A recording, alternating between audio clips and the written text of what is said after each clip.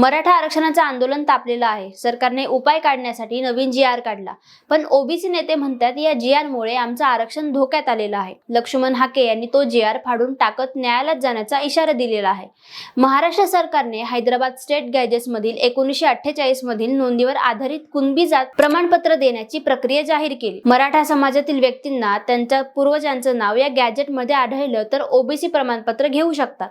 या जी-आर मध्ये blood relatives ऐवजी फक्त रिलेटिव्हज हा शब्द वापरलेला आहे, म्हणजे नातेवाईकांची व्याप्ती मोठी करून प्रमाणपत्र मिळवणं सोपं झालेलं आहे। या जी-आर मुळे ओबीसी आरक्षण गळून जाणार आहे, कारण ज्यांना मूळ हक्क नाही त्यांनी कुणबी प्रमाणपत्र मिळेल।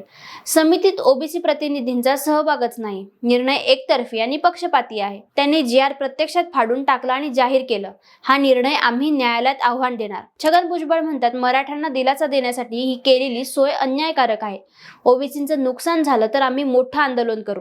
इतर संघटनाही एकत्र येऊन जी-आर रद्द करण्याची मागणी करत आहेत।